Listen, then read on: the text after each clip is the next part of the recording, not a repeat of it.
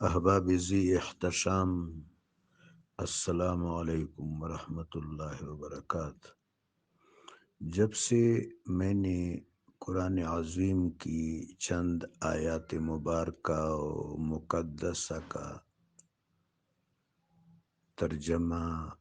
اور ضروری افادات لکھنا شروع کیے ہیں،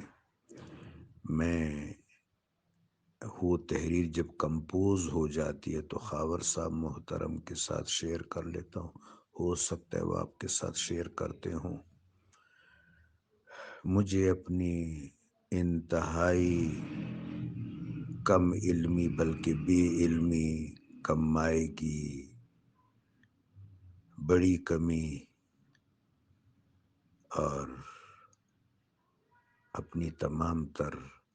نالیکیوں کا اور نابکاریوں کا احساس ہے۔ یہ احساس ذہن میں رکھتے ہوئے کہ میں بے علم ہوں، کم مایہ ہوں، کم ظرف ہوں، خطا کار ہوں، ان تمام تر احساسات کو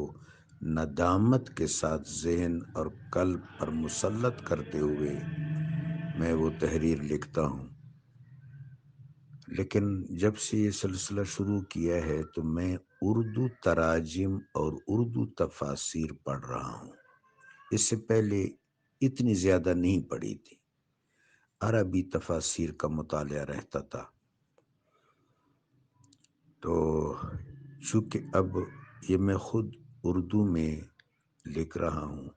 تو جو اردو میں تفاسیر ہیں جو زیادہ تر پاکستان میں، بنگلہ دیش میں، ہندوستان میں پڑھی جاتی ہیں، ان کو دیکھ رہا ہوں۔ یہ تفاسیر بہت سی ہیں، نام لوں گا تو گفتگو اور وائس کلپ طویل ہو جائے گا، لیکن یہ کتابیں پڑھتے ہوئے مجھے بہت تکلیف پہنچتی ہے۔ یہ بڑے بڑے نام ہیں، بڑے بڑے علماء تھے، یہ بے خبر لوگ تو نہیں تھے۔ یہ عربی جانتے تھے، فارسی جانتے تھے، ان میں سے کچھ ایسی بھی تھے جو عربی فارسی اتنی نہیں جانتے تھے کہ وہ تفسیر لکھ سکے، لیکن پھر بھی انہوں نے لکھی۔ مثلا میں نام کو اخفا کیے ہوئے، مخفی رکھے ہوئے ایک صاحب کے بارے میں اس نتیجے تک پہنچا ہوں کہ وہ بعض تفسیری اصطلاحات بھی نہیں جانتے تھے، پھر بھی انہوں نے تفسیر لکھی۔ اب جو چیز اظہار پر پابندی نہیں ہے، ہر کوئی اظہار کر سکتا ہے، لیکن اظہار کا سلیقہ ہونا چاہیے۔ میں نے ان تفاسیر میں ماں سوائے پیر کرم شاہ صاحب رحمۃ اللہ علیہ کی تفسیر کے، ان تفاسیر میں جو ایک ایسی خطا جو سب میں مشترک ہے وہ دیکھی، تو وہ یہ ہے کہ جب یہ ترجمہ و تفسیر یہ لوگ کر رہے تھے تو ان کو استحضار نہیں رہا۔ اگر یہ ذہن حاضر رکھتے تو سوچتے کہ ہمارا یہ فکرہ عصمت انبیاء کے خلاف پڑ رہا ہے، یعنی کہیں جو ہم داؤد علیہ السلام کا ذکر اس انداز سے کر رہے ہیں،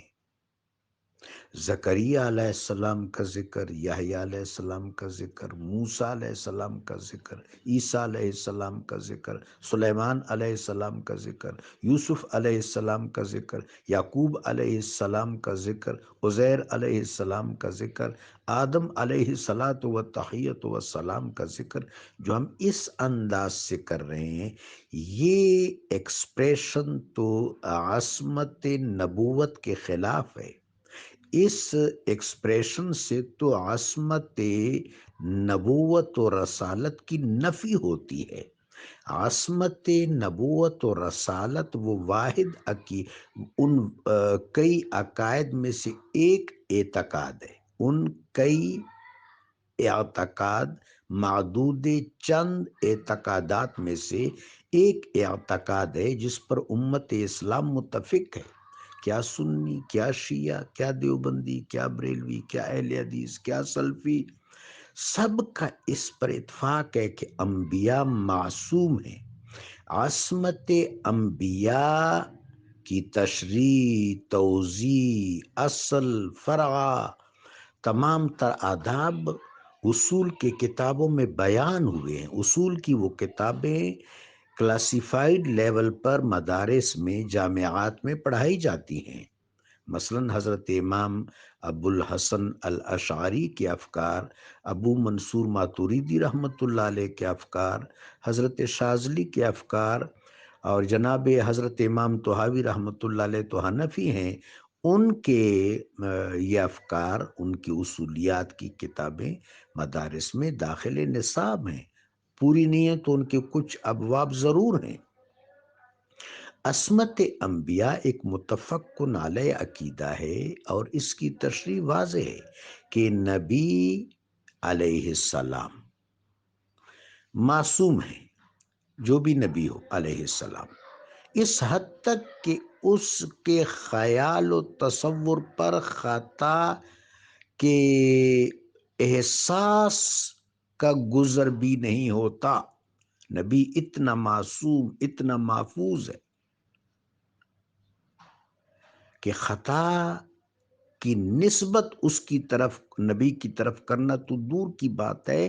نبی کے انفاس پر خطا کے تصور کا گزر نہیں ہوتا، اور قطعاً نہیں ہوتا۔ لہٰذا ایسے تمام سوکیانہ اور عامیانہ الفاظ جو ان تراجم و تفاسیر میں اختیار کیے گئے ہیں، میں بہت ہی مفلس طالب علم اس نتیجے پر پہنچا ہوں کہ ان لوگوں کو استحضار نہیں رہا کہ ہم یہ کیا لکھ رہے ہیں۔ یہ تو ہم عصمت نبوت کے اعتقاد کی نفی کر رہے ہیں۔ پھر اس طرح کچھ روایات کا سہارا لے کر، جس طرح میرے آقا و مولا صلی اللہ علیہ وآلہ وبارک وسلم کے حوالے سے تحریری لکھی گئی ہیں، کچھ روایات کا سہارا لے کر جس طرح سرکار دو عالم کے آباء و اجداد کے بارے میں، امہات کے بارے میں تحریر لکھی گئی ہیں، یہ بھی اس طرح کی تحریریں ہیں کہ بالکل مطلق خیال نہیں رہا کہ ہم لوگ کیا کر رہے ہیں، بلکہ جو میرے آقا کے محامد و محاسن و شمائل و نعت قرآن پاک میں بیان کی گئی ہے، اور بڑے وفور کے ساتھ بیان کی گئی ہے، ایسا لگتا ہے کہ اس طرف توجہ نہیں رہی تھی۔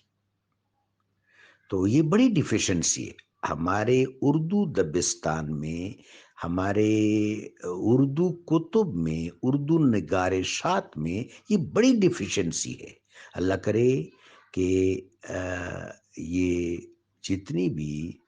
کتب ہیں ان میں یہ ریکٹیفیکیشن ہو جائے، ان میں یہ درستگی ہو جائے، بڑی ضروری ہے۔ اس کی وجہ یہ ہے کہ اگر یہ کتابیں اس طرح اسکولوں، لائبریریز میں پڑھتے رہے ہوں گے، پڑھتے چلے جائیں گے لوگ، تو اس کے نقصانات ہوں گے، طلباء کا ذہن بنے گا۔ ابھی میں ایک صاحب، میں نام لے لوں گا، جناب غامدی صاحب، اللہ تبارک و تعالیٰ ان پر کرم فرمائے، ہماری دعا ہے۔ وہ ابھی نزول وحی کا ذکر کر رہے تھے، تو انہوں نے صاف کہہ دیا کہ محمد بن عبداللہ جب محمد الرسول اللہ بنے، اور بالکل وہ مطمئن تھے، یہ بات کرتے وقت ان کے چہرے پہ ایسے آثار نہیں تھے کہ وہ کسی غلط فہمی کا شکار ہے یا ان کو پتہ نہیں ہے،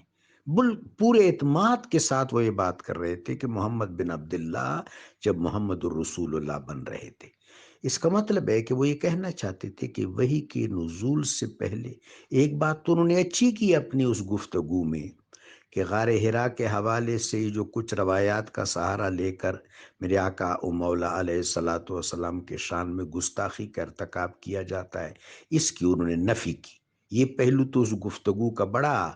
دلچسپ تھا، جاذب نظر تھا، محل سماعت تھا،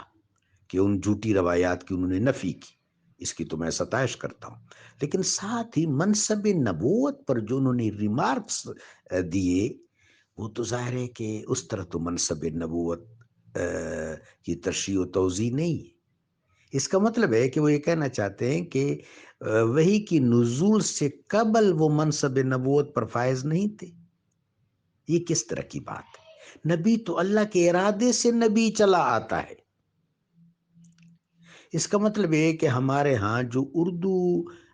لکھت کرنے والے ہیں یا اظہار کرنے والے ہیں، ان کے ہاں نظریہ حقیقت محمدیہ کا استحضار نہیں ہے، اور یہ پھر بڑی ڈیفیشنسی ہے کہ ایک چیز ہے، مثلا پانی ہے، ہم پانی کا انکار کر دیں تو مثلا ایک آدمی شربت پی رہا ہے تو وہ کہتا ہے کہ میں شربت پی رہا ہوں، پانی تو نہیں پی رہا، میں شربت پی رہا ہوں، پانی تو نہیں پی رہا۔ تو وہ شربت پانی ہی کی وجہ سے تو ہے، پانی نہ ہو تو شربت کا تصور کہاں سے آئے گا؟ تو یہ آج کل کے ظاہریت کے اس دور میں یہ بڑی ڈیفیشنسی ہے، لہٰذا صوفیاء اکرام جو اہل مشرب اور اہل ذوق ہیں، ان کا دامن پکڑنا بہت ضروری ہے۔ ہماری نسل نو کی گائیڈنس ایسی ہونی چاہیے کہ وہ اہل ذوق اور اہل مشرب کے ساتھ وابستہ ہو جائیں، تاکہ اس طرح کے خرافات سے اور اس طرح کی کمزوریوں سے وہ محفوظ رہیں۔ جزاکم اللہ۔